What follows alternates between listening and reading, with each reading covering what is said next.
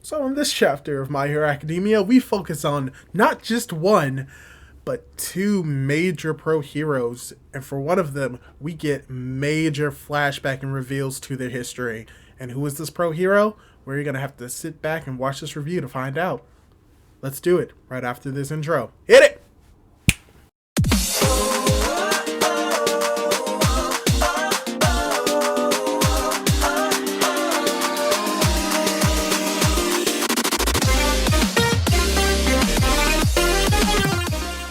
Hey guys, how's it going? It is your boy, Big Blue Drew 97 here, coming at you with another manga review for My Hero Academia manga chapter 299, titled Troubled Upbringing. And when it comes to this chapter of My Hero Academia, we focus on a particular pro hero, and in this case Hawks, and we get a lot of backstory, and we get to learn his history before he joined up with the Hero Commission and was trained to be a hero, as well as we get interactions between Hawks and another pro hero in this chapter, and we actually kind of get confirmation of what Hawks really wants to do as a hero. And before we get more into that, and before I get really into the review, I'd like to ask you, if you haven't done so, to subscribe to my YouTube channel, Big Blue Drew 97, as well as leave a like and a comment down below if you like manga reviews for My Hero Academia, so that I will know that you like them and I'll continue doing them, because obviously, look at this face and hear this voice, obviously you want to continue watching me. So yeah, without the way, let's get right into the review. So, when it comes to this chapter of My Hero Academia, it can basically be broken up into two different parts. The first part pertaining to the backstory and the history for Hawks when he was a child before he was taken up by the Hero Commission, and the second part pertaining to a conversation between two different pro heroes, Hawks and Best Jeanist, and how they reveal some information about how certain pieces of information was known to the enemy. And let's start off with the backstory. So, Hawks' backstory. It's bad. It's troubling. He is a child of abuse, both from his mother and his father in two different ways, both of them bad. We get to see Hawks, and we see that his family is relatively poor, and we get more information about his father. We learn from Dobby that he was sort of a serial thief and a murderer, and we kind of get that context from this chapter as well. Unfortunately, the official translations come out, so we don't know exactly what Hawks' father did, but from what the translations have is that he used to be a type of mercenary, and his mother helped in his mercenary endeavors and helped him to escape capture. And so it's very likely from the mother. She most likely has this type of future seeing quirk, because if you look at her specifically, you see that she has like these balls like hovering around here, and they resemble like eyeballs. And when it comes to things like that, that's mainly like sort of like possibly seeing the future, knowing what's going to happen. So that may be the reason why she was able to help him escape.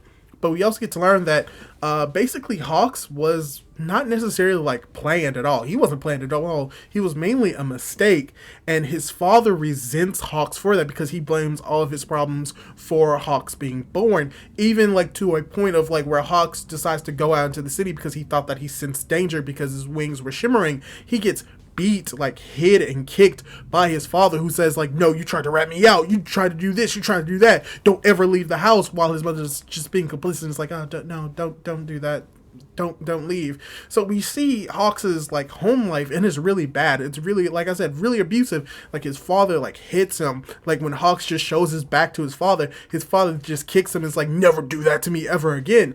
We see that his like mother doesn't really like care a whole lot about him, sort of kinda, and like how he was most likely an accident. And we even get like more context to that when his father eventually gets captured by Endeavor, and she and Hawks ends up on the street, and she begins saying, Hawks, do whatever you can to get money, and like says, why did I even like let you be born? Why are you still here? So it shows that Hawks's like upbringing was bad, but we also get a little bit of context to like how Hawks was able to deal with that, because he realizes that, yo, my family, my mother and father, like they're like horribly broken, so I have to be like very like stern and serious and not like be like driven by my emotions, so that I don't end up like them.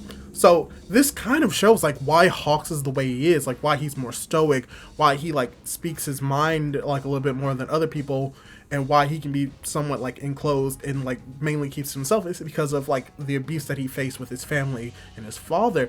And luckily enough for Hawks, he was able to get his mother out of this horrible situation, but by doing so he loses connections with her. So it's cool that we get to see this backstory and like more context to for why Hawks is the way he is. But it's really sad to see that even though he's a great hero, he came from horrible times, and that the only reason why he was brought up to be a hero is because the Hero Commission saw potential in him, because if it wasn't for that, he probably would be dead or would have been a criminal like his father, or still been poor and on the street, and like I said, could have died. So it's cool to see that part of Hawks' story, because it adds more context to him as a character. So that's pretty much all I have to say about like the first part of this chapter, and now we're going to go more into like the second part of the chapter, which cuts back to present day.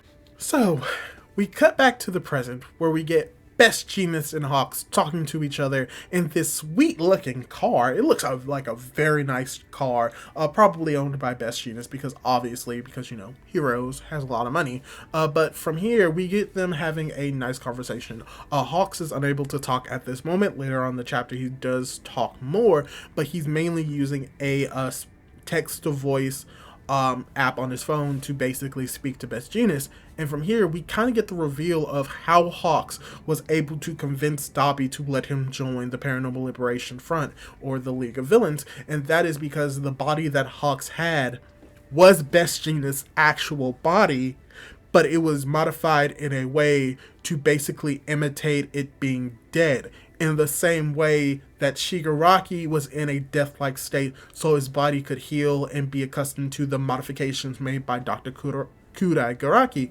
And they reveal that, this is all your idea, Hawks. If it wasn't for you, like, this probably wouldn't have happened, as well as with like the specialties of Central Hospital that mimic the states of the Nomu. So the fact that they were able to take in those Nomu was actually beneficial to the heroes, because it allowed for Hawks to infiltrate the League of Villains. So it's cool to see that Best Jeanist's body was actually his body, but that Hawks didn't kill him. So that just shows that, he's not just that like heartless, he's not that ruthless. Sure, he killed twice, rest in peace, but it shows like, he wouldn't just kill anyone just to like infiltrate them, that he had a plan, and that worst case scenario, he made sure that they would keep the body so that Best Jeanist could still breathe, and that he would eventually rescue him later. And that's very cool that we get that reveal. But while that reveal is happening, Best Jeanist has to step in and capture some villains that are running amok in like the area that they're in. And from here, we probably get the most interesting and most impactful part of this chapter, where we have Best Jeanist being a hero, and he's talking to the civilians. The civilians are happy to see him, and Best Jeanist is like, hey, what's going on? Like, why weren't there any heroes here? And when are the police gonna come? And then you have this old man coming in. He's like, oh yeah, no, they're not gonna be here. The police are too well preoccupied with the other villains, and unfortunately, because of all the criticism that the heroes were getting, all the hero agencies in this area closed down. And Best Jeanist is like, oh, okay, then I will just get my sidekicks to get here.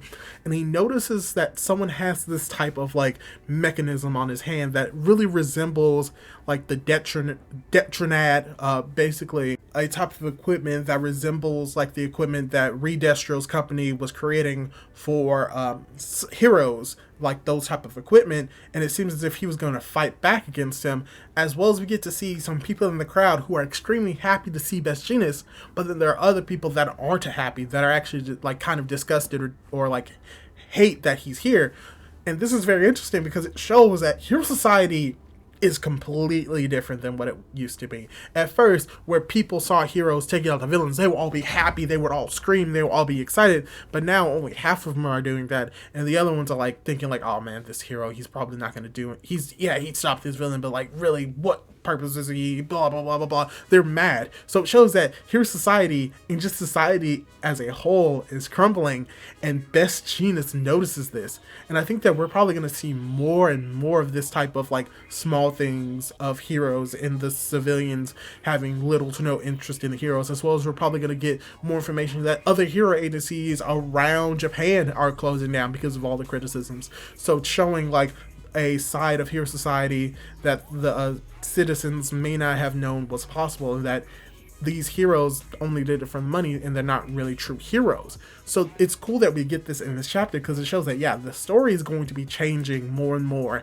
and hero society is probably going to be more against the heroes, and not necessarily for the villains, but definitely being more critical, and that's going to be very interesting to read in the future chapters. And with that, we get towards the end of this chapter where we still get Best Jeanist and Hawks talking, and apparently Best Jeanist was taking Hawks to his mother's location, where we get the reveal that the reason why Dobby had the information on Hawks and his father is because he apparently sent men over to Hawks' mother's location, which we get her name was Tonoe, something to that extent. Tonoe, I believe is what it was. Let me check.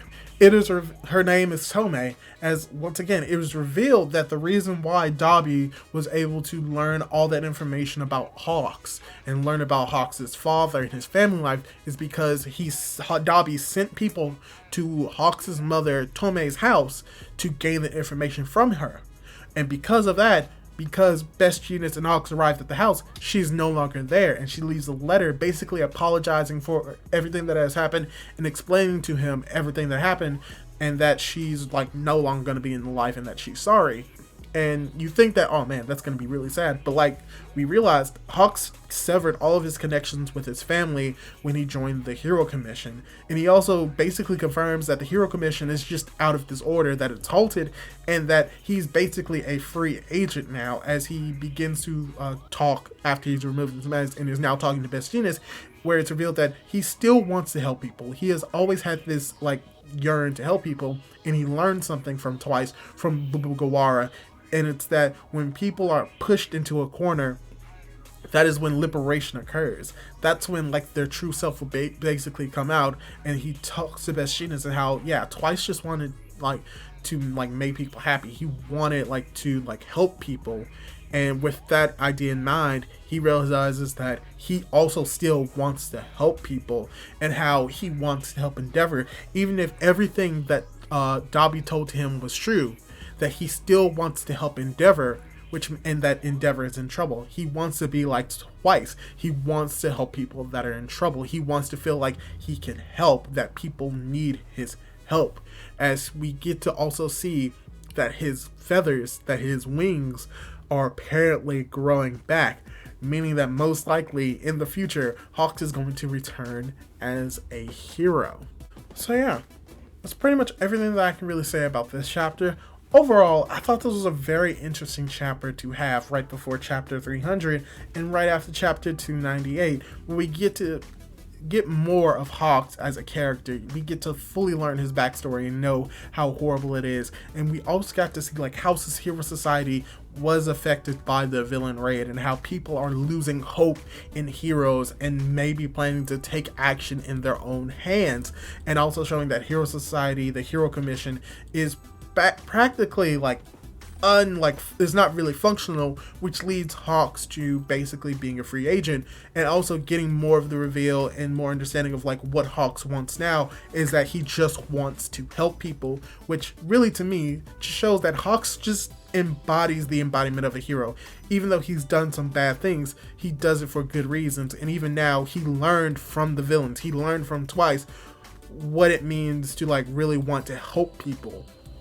So he plans on helping Endeavor. So it's really cool to see more of that characterization from Hawks, and meaning that we're probably going to see more of him in the future, as well as, like I said, just getting his backstory. I think this is very interesting because, like I said, we get to see more of his society crumbling and the effects that it had on that the Paranormal Liberation War had on the people in society. They're less trusting of the heroes. They're losing hope. The fact of the matter is that hero basically agencies are closing down because they didn't think that they can handle the criticism, meaning that they may not have really been true heroes in the first place. So it's cool that we get to see that, and it just shows more and more that Hero Society is crumbling. And I can't wait for chapter 300, because if this is where we're getting about one character, Hawks, and like everything that's going down around him, I can't imagine what chapter 300 is going to be.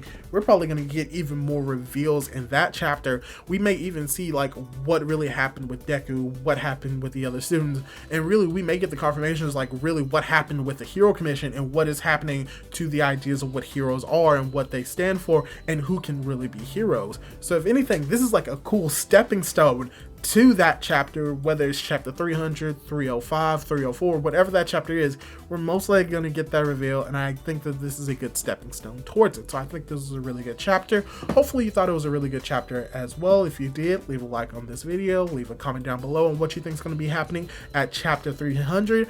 It's a milestone chapter. It's 300 chapters of My Hero Academia. I think something big could go down, or it could just be like a really just impactful chapter that so happens to coincide with chapter 300. I don't know. Leave your thoughts down below, as well as subscribe to my YouTube channel, do all of that cool jazz, and hopefully I'll be able to catch you in the next video. Goodbye!